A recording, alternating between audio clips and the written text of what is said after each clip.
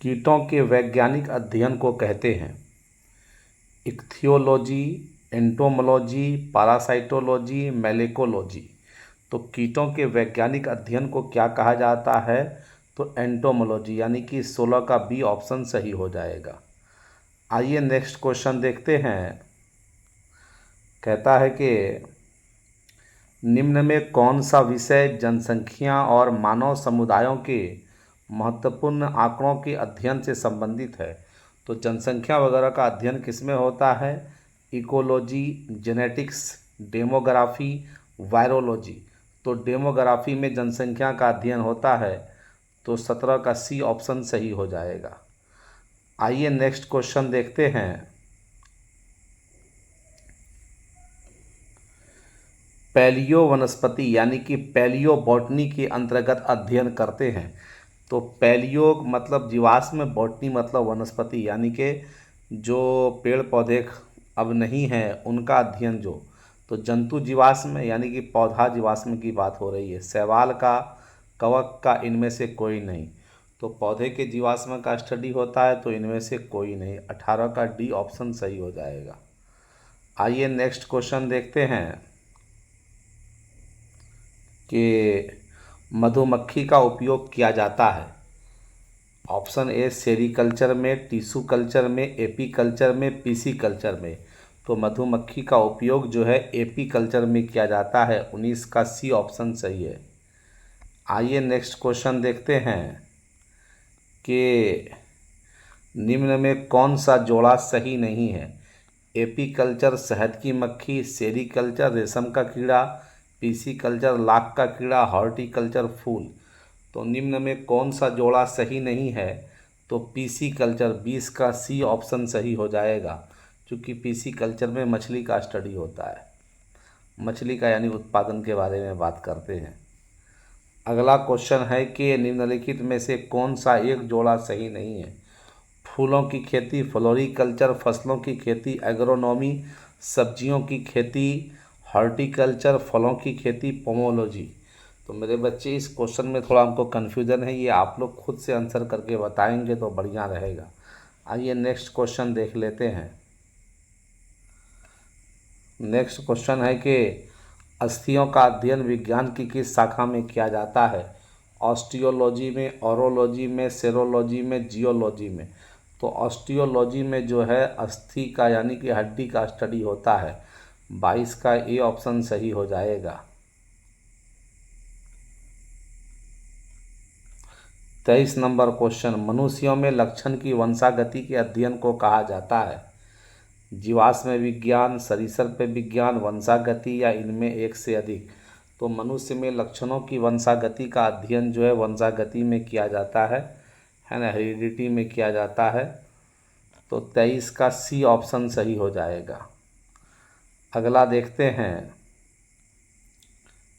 कि प्रकाश संश्लेषण के अध्ययन से संबंधित वनस्पति विज्ञान की शाखा है। पादप वर्गीकी, पारिस्थितिकी, पादप कार्यकी, और इनमें एक से अधिक। तो प्रकाश संश्लेषण का स्टडी जो होगा वो प्लांट फिजियोलॉजी में होगा। तो प्लांट फिजियोलॉजी को क्या बोलते हैं हिंदी में, वो देख लेते हैं। तो प्लांट का पादप हो गया, फिजियोलॉजी कार्य की, यानी कि सी ऑप्शन सही हो जाएगा। आइए नेक्स्ट क्वेश्चन देखते हैं कि पादप विज्ञान में किसका अध्ययन किया जाता है? मानव शरीर रचना का, मानव विज्ञान का, ध्वनि का, पौधों का। तो प्लांट फिजियोलॉजी जो है, जिसको फाइटोलॉजी बोल रहे हैं, इसमें किसका अध्ययन होगा? तो इसमें होगा पौधों का। तो 25 का डी ऑप्शन सही हो जाएगा। अगला देख लेते हैं कि कवक विज्ञान क्या है, माइकोलॉजी क्या है? जीवाणु का अध्ययन, मशरूम का अध्ययन, वायरस का अध्ययन, परजीवी का अध्ययन। तो कवक विज्ञान में कवक का स्टडी होगा, और मशरूम यहाँ कवक है। तो 26 का बी ऑप्शन सही हो जाएगा। अगला क्वेश्चन देख लेते हैं कि ऑन्कोलॉजी किस बीमारी के उपचार से जुड़ा है? अस्थि रोग, मधुमेह रोग, गुर्दा से संबंधी रोग, कैंसर। तो एंकोलॉजी किससे जुड़ा हुआ है? कैंसर से जुड़ा हुआ। 27 का डी ऑप्शन सही हो जाएगा। आइए अब नेक्स्ट क्वेश्चन देखते हैं कि एंटोमोलॉजी एक विज्ञान है जिसमें निम्नलिखित में किसका अध्ययन किया जाता है? तो ऑप्शन है कीटों का, मानव व्यवहारों का, चट्टानों के बनने का, इनमें से कोई नहीं। तो कीटों का स्टडी होता है। 28 का ए ऑप्शन सही हो जाएगा। आइए नेक्स्ट क्वेश्चन देखते हैं। ऑर्निथोलॉजी किसका अध्ययन है? तो ऑर्निथोलॉजी में किसका स्टडी करते हैं? पक्षी का, मक्खी का, घोंघा का, कीट का। तो पक्षी का स्टडी करते हैं। 29 का ए ऑप्शन सही हो जाएगा। अब आइए नेक्स्ट क्वेश्चन देखते हैं कि जीवधारियों के वर्गीकरण के अध्ययन को कहा जाता है सर्पेंटोलॉजी, वायरोलॉजी, टैक्सोनॉमी, फिजियोलॉजी। तो वर्गीकरण का स्टडी किस में होता है? टैक्सोनॉमी में होता है। 30 का सी ऑप्शन सही हो जाएगा। ये सारी चीज़ों को मैंने पिछले क्लास में पढ़ा दिया है आप लोगों को। अगर जो बच्चे को दिक्कत हो रही है तो वो दूसरा वीडियो देख सकते हैं और पहला भी। निषेचन, विकास, विभाजन और विभिन्नता के अध्ययन को किस नाम से जाना जाता है? निषेचन हो रहा है, विकास हो रहा है, तो क्या होगा? ये भ्रूण विज्ञान, फिजियोलॉजी, आनुवांशिकी, क्रमागत उन्नति। तो ये एम्ब्रियोलॉजी हो जाएगा। भ्रूण विज्ञान 31 का ए ऑप्शन सही हो जाएगा। प्यारे बच्चे, आप लोगों को क्लास कैसा लगता है कमेंट्स करके ज़रूर बताइएगा, क्योंकि उससे जो है हमको थोड़ा बल मिलता है। निम्नलिखित में से कौन सा मकड़ियों का अध्ययन है? अरेक्नोलॉजी, एंथ्रोपोलॉजी, एपियोलॉजी, साइनोलॉजी। तो मकड़ी वगैरह का स्टडी जो है वो अरेक्नोलॉजी में किया जाता है। तो 32 का ए ऑप्शन सही हो जाएगा। मेरे बच्चे, ये सवाल तो बहुत ही ज़्यादा कई बार बड़े बड़े एग्ज़ाम में पूछा गया है कि सोरोलॉजी किसका अध्ययन है? मच्छर का, छिपकली का, तिलचट्टा का, सांप का। तो सोरोलॉजी जो है वो छिपकली का स्टडी है। 33 का बी ऑप्शन सही हो जाएगा। अगला सवाल देख लेते हैं कि ओनेरोलॉजी में किसका अध्ययन किया जाता है? तो ओनेरोलॉजी में भगवान का स्टडी, सपना का स्टडी, नींद का स्टडी, रंग का स्टडी। तो ओनेरोलॉजी में जो है सपना का, स्वप्न का, ख्वाब का स्टडी किया जाता है। 34 का बी ऑप्शन सही हो जाएगा। नेक्स्ट क्वेश्चन देखते हैं कि ऊतक के अध्ययन को कहते हैं हिस्टोलॉजी, नेफ्रोलॉजी, हिमेटोलॉजी, साइटोलॉजी। तो ऊतक के अध्ययन को क्या कहते हैं? तो ऊतक के अध्ययन को हिस्टोलॉजी कहते हैं। 35 का ए ऑप्शन सही हो जाएगा। श्वसन के दौरान पत्तियों के किस भाग में प्रचुर मात्रा में गैसीय विनिमय होता है? रंध्र में, क्लोरोफिल में, साइटोप्लाज्म में, थैलेकोइड में। तो गैसों का विनिमय जो है सबसे ज़्यादा रंध्र द्वारा होता है। 36 का ए ऑप्शन सही हो जाएगा। और रेडियोधर्मिता की एसआई इकाई क्या है? Becquerel, curie, faraday, rutherford. तो रेडियोधर्मिता, रेडियो एक्टिविटी की जो एसआई इकाई है वो बेकुरल है। तो 37 का ए ऑप्शन सही हो जाएगा। अगला देखते हैं। जब कोई वस्तु बल की दिशा में 1 मीटर की दूरी पर 1 न्यूटन के बल द्वारा किए गए कार्य की मात्रा कितनी होगी? थोड़ा सा अगर इसको देख लें इधर,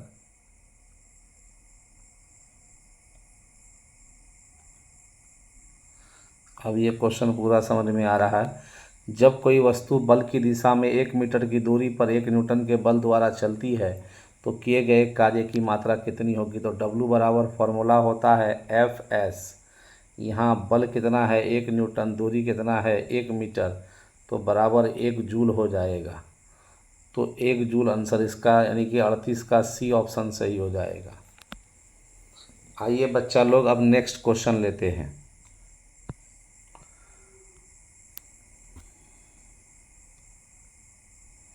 नेक्स्ट क्वेश्चन ये है कि एक मिश्र धातु किसका एक उदाहरण है? कोलाइडल विलयन का, पायस का, ठोस विलयन का, तो विविध मिश्रण का। तो 39 का सी ऑप्शन सही हो जाएगा।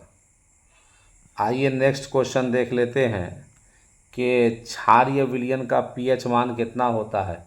7 से अधिक, 7 से कम, 7 के बराबर, 0। तो क्षारीय विलयन का पीएच मान होता है 7 से अधिक। 40 का ए ऑप्शन सही हो जाएगा। आइए नेक्स्ट क्वेश्चन देखते हैं कि विटीकल्चर के द्वारा निम्नलिखित में से कौन एक उत्पादित होता है?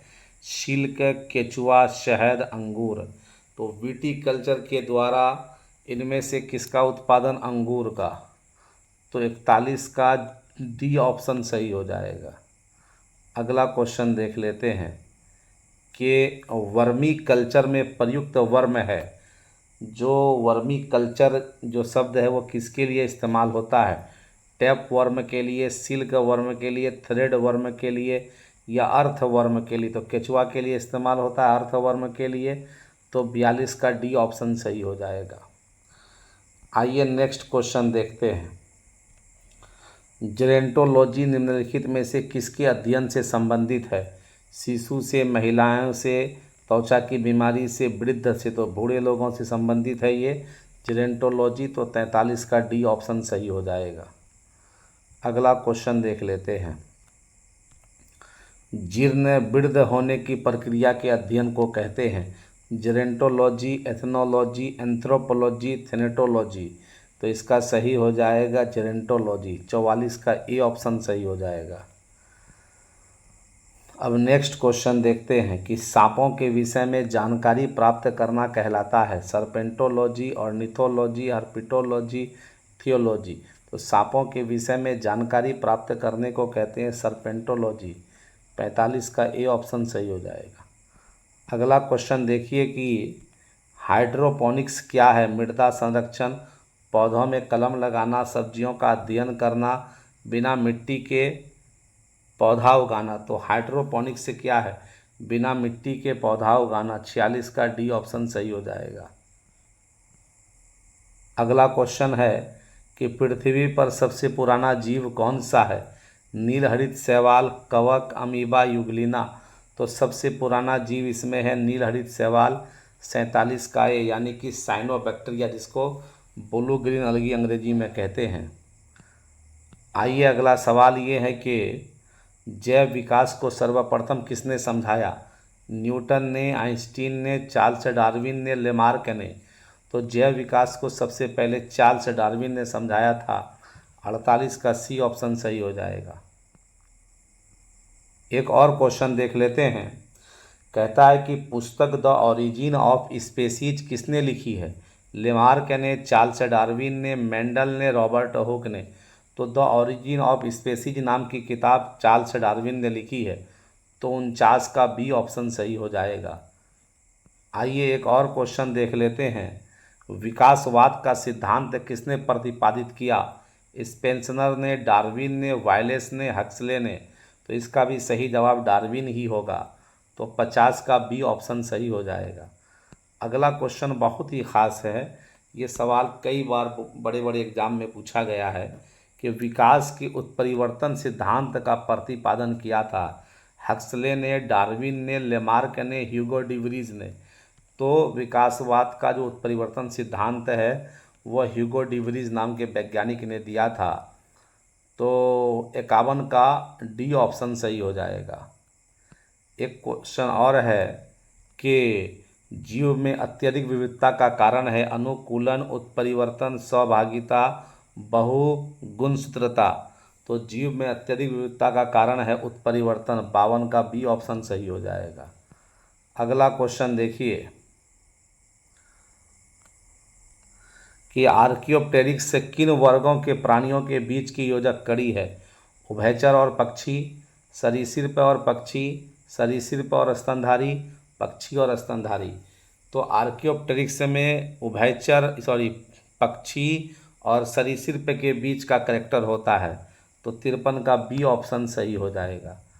अगला क्वेश्चन देखिए। मैमथ निम्न में किसका पूर्वज है? कुत्ता का, घोड़ा का, ऊंट का, हाथी का। तो मैमथ जो है हाथी का पूर्वज है। 54 का डी ऑप्शन सही हो जाएगा। आइए एक क्वेश्चन और देख लेते हैं कि मनुष्य का वैज्ञानिक नाम होता है Homo sapiens, Solanum nigrum, Panthera tigris Naja naja. तो मनुष्य का वैज्ञानिक नाम होता है होमो सेपियंस 55 का ए। तो प्यारे बच्चे, आप लोगों को क्लास कैसा लगा ज़रूर कमेंट्स करके बताइए। और बहुत बहुत धन्यवाद आप लोगों का पूरा क्लास देखने के लिए। अच्छा, मैंने यहाँ कुछ लिखा भी है जी कि क्लास को अंत तक देखने के लिए आप सभी का बहुत बहुत धन्यवाद। कृपया इस क्लास को अपने सभी दोस्तों में शेयर करें, इस क्लास को ज़्यादा से ज़्यादा लाइक करें और चैनल को सब्सक्राइब करें। शुक्रिया। तो आज के क्लास में इतना ही रखते हैं। जय हिंद, जय